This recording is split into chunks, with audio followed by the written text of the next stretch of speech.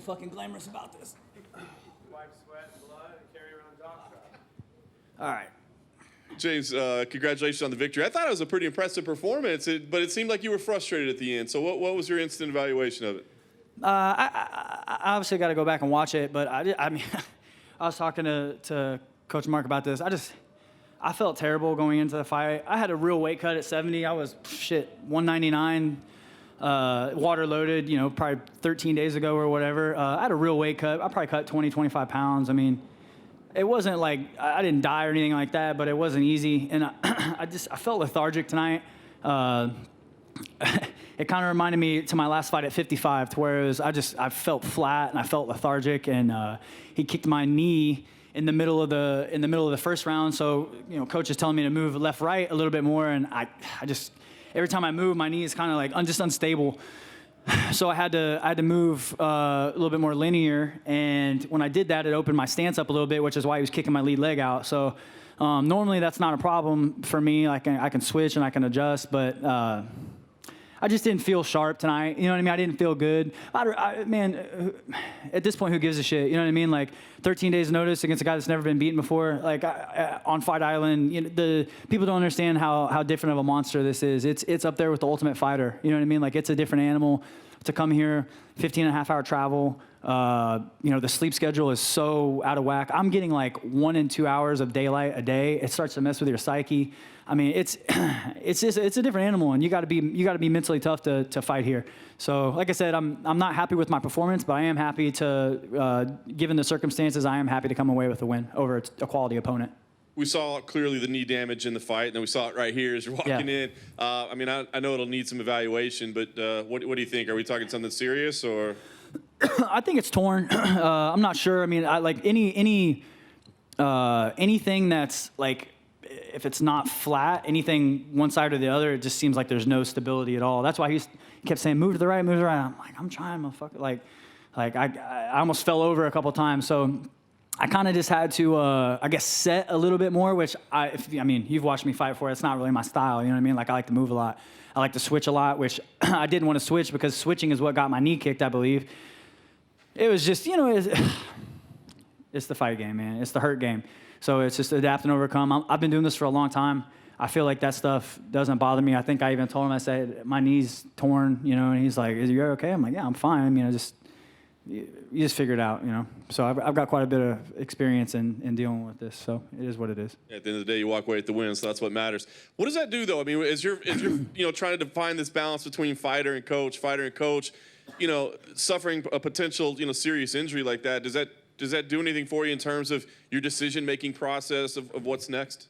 No, I mean, I have so many fighters that are scheduled right now. There's no possible way that's the whole reason I took the short notice fight.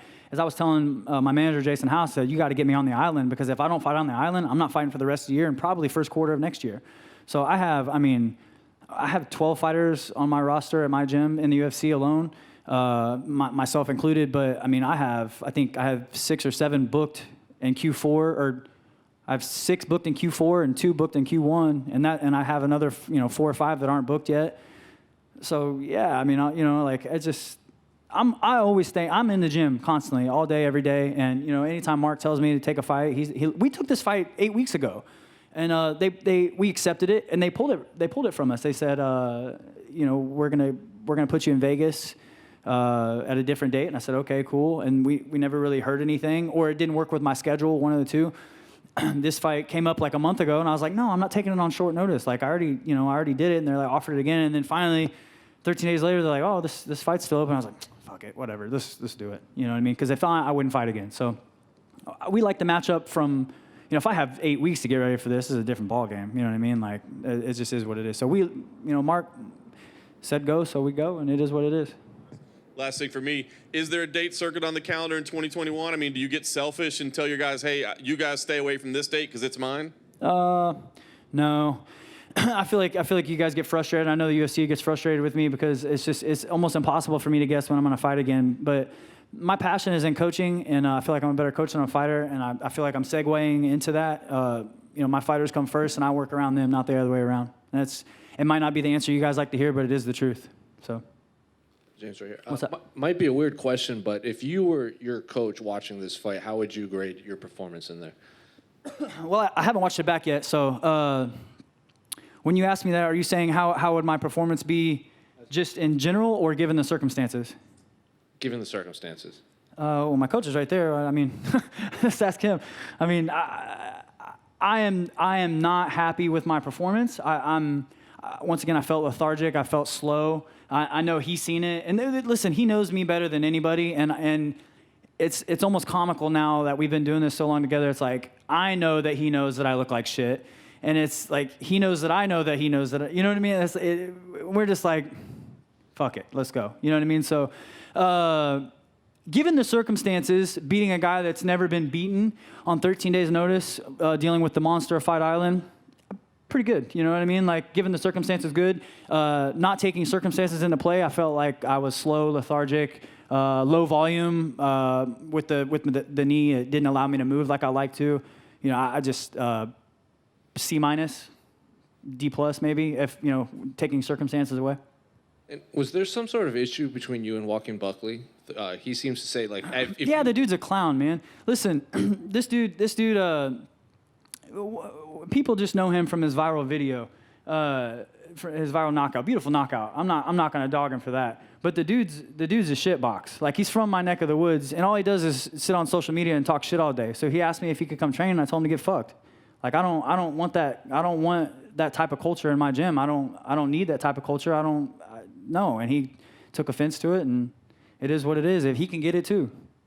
How long ago did he ask to train with you? 3-4 weeks ago. He can get it. I'll go back up to middleweight and whoop his ass. I don't give a shit.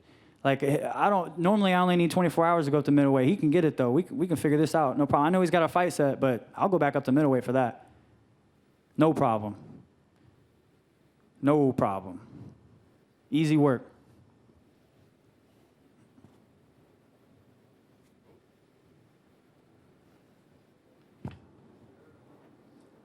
Don't bring the trailer park out on me.